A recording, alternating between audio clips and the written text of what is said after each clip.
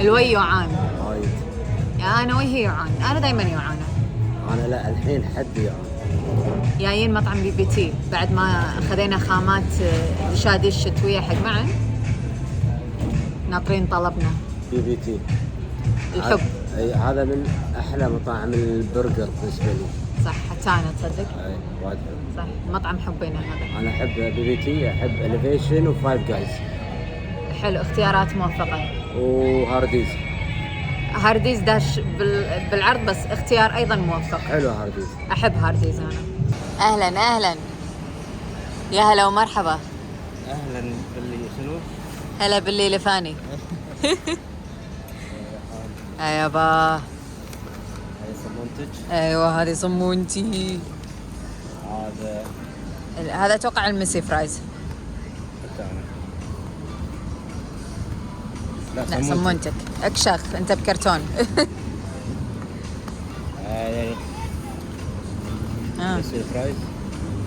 ايوه هذا حقي وحقي. شيرينج. هو مو شيرينج بس كيفه يعني، هو يبي يسوي شيرينج. لذيذة يا جماعة. أنا طلبت كوارتر باوندر. أنت كوارتر باوندر، أنا طلبت ليتل تشيز كيك. تعال هني ناكل شيء ويا بعض. يلا يلا.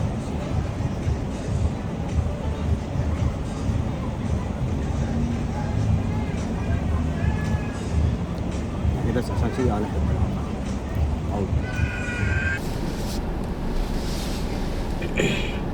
without cream, huh? without the cream. Yes, and one iced latte, skim milk. Which sides? Medium. Okay. والله أنا شاك إنه هو أخذ طلبك صح. أنا نشوفه الحين لأن عافس الدنيا بس قاعد تقول لي أوكي. قاعد يمشي وياك وايد ترى. أي الحين لا عادي، الحين إذا طلع هذا غلط ما أبي. Go. Grande ice latte. This one iced latte. Yes, sir. And this one the hot one, skim milk. This one decaf. Yes, sir. Skim milk, decaf, no cream, no caramel. Application you have for Starbucks? No. أهلا يا جماعة، شلونكم؟ شخباركم؟ ردينا مرة ثانية، وإن شاء الله يعني بنحاول كثر ما نقدر إن ما نقطع نفس ما قطعنا الفترة اللي طافت، بس عندنا أسباب. في أكثر من سبب. في أكثر من سبب. تفضل، تبي تقول السبب الأول؟ السبب الأول أن فجأة صار لنا شغل وانشغلنا في كل مكان، في كل صوب، التزامات. صح. من الصبح لين هذا الليل، يعني فعليا ترى ما كان عندنا وقت حتى نصور شيء. ما عنده. شوف هذا عشان شيء يقول لكم لما يصير موعد تصوير حط تليفونك سايلنت. أنا حطيته سايلنت. إنزين، هو شو اللي صار يا جماعة؟ خل أقول لكم، هو أكثر من سبب صح مثل ما قال معن. السبب الأول إن بلش شهر 9. شهر 9 أنا رديت الجامعة، خلصت إجازتي، ردينا نشتغل على التصوير، والتصوير زاد. غير كذي شغل معن هم بعد الإجازة، وغير طبعا المسؤوليات الاجتماعية هي الزوارات وغيرها وغيرها وغيرها. فكل هذا سبب لنا خلال الفترة اللي طافت ضغط كبير محنا عارفين نضبطه. كنت مرات يعني أروح يعني مع دانا في شغلها بالقبس يعني. هو مو مرات حبيبي، انت دايما معاي بشغلي والله، دايما يكون معاي بالتصوير. وهذا شيء طبعا أنا وايد يونسني، لأن أحس إن عندي سبورت موجود معاي بالتصوير. يعني كذي تكنيكلي معن كنا قاعد يشتغل دوام صبح ودوام عصر. فانزين يعني احنا شفنا ان افضل شيء ممكن نسويه ان نسوي تقسيم وترتيب حق الوقت فعلا.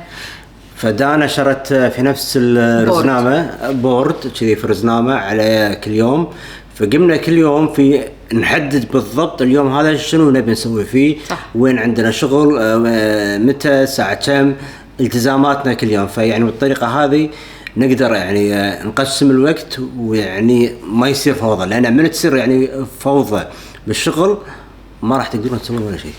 ما يخالف يا جماعة، يعني سامحونا إذا الإضاءة ما كانت حلوة أو الصوت شوية في مشكلة، بس لأن أغراضنا مالت التصوير كلها ما أدري وين راحت فجأة. الخبر الحلو زين، والخبر خلينا نقول الأساسي اللي خلانا شوي نقطع الفترة اللي طافت هو إني أنا حامل. شنو ناطرين يعني ما ادري صفقة.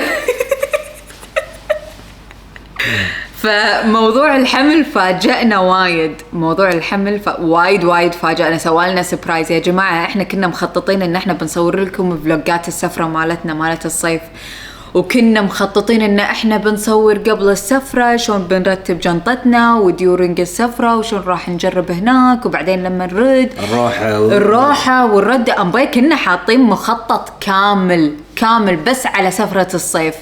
تخيلوا ان قبل السفرة باسبوع اكتشف ان انا حامل، فقلنا هذا نكنسل هذا السفرة انا للحين قاعد اتألم من الموضوع، بس انه انه عادي السفرة تعوض بكل وقت. يعني البيبي بالنهاية لازم احافظ انا على سلامته، وهي صح. مسؤوليتي ومسؤولية معا، صح. ان احنا نحافظ على سلامته وكل شيء. فتخوفنا من فكرة ان أنا توني مثلاً بأول أشهر وأسافر، خاصة إن من اللي عرفناه من والناس اللي مروا بتجارب إن أول 3 شهور هي أهم 3 شهور في إنه يثبت الحمل بعدها.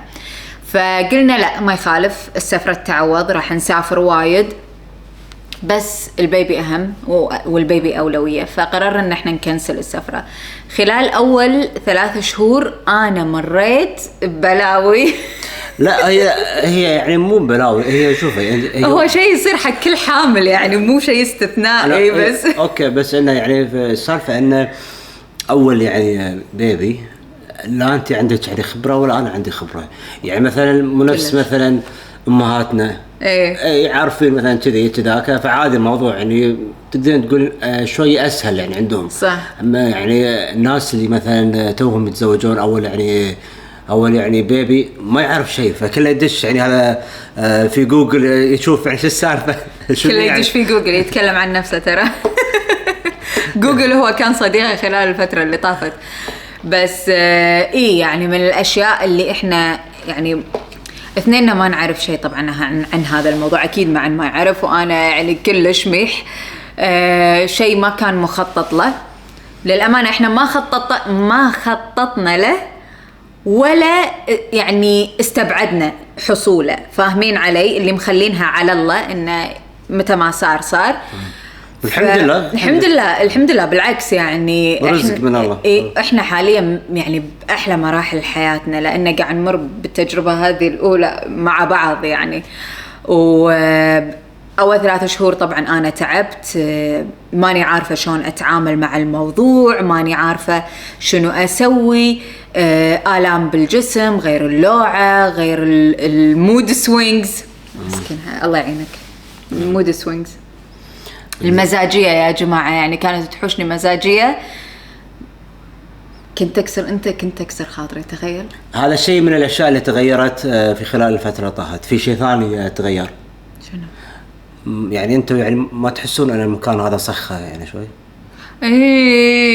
لا تعور قلبي. للأسف بس هذا كان شيء لابد منه ان احنا نسويه، وهو باريس خذتها عائلة ثانية.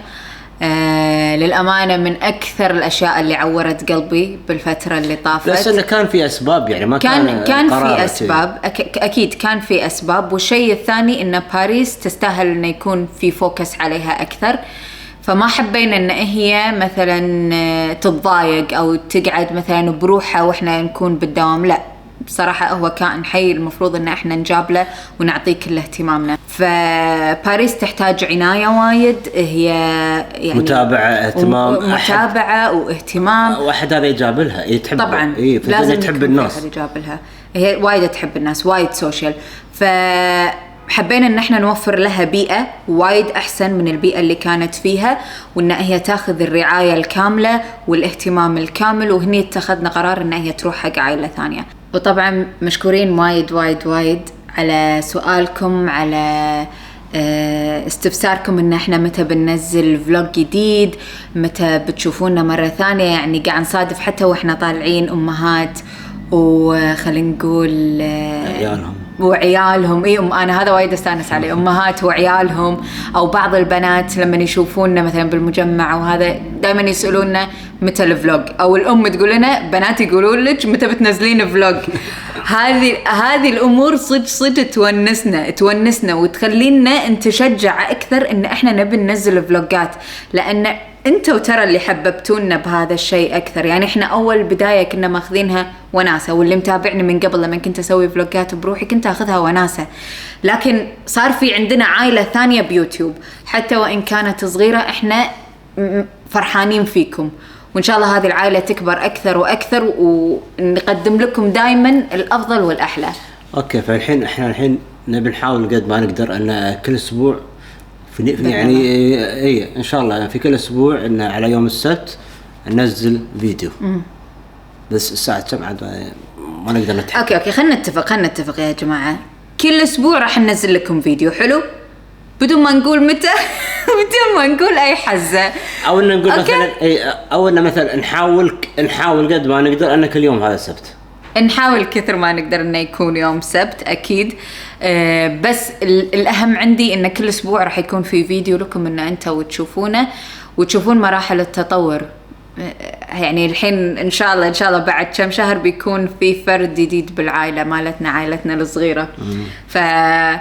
راح نكبر معاكم، وإن شاء الله هم العائلة مالتنا اللي بيوتيوب تكبر أكثر وأكثر معانا. وإذا شفتونا ترى بالصدق لا تستحون، إحنا نشوف يعني بعض البنات إنزين ودهم يسلمون بس يستحون. لا تستحون يا جماعة، عادي، تعالوا سلموا ونصور ونضحك ونسولف بعد إذا حابين. وبس في عندك بعد أستاذ معن؟ لا بس ماكو شيء. حاب تضيف شيء؟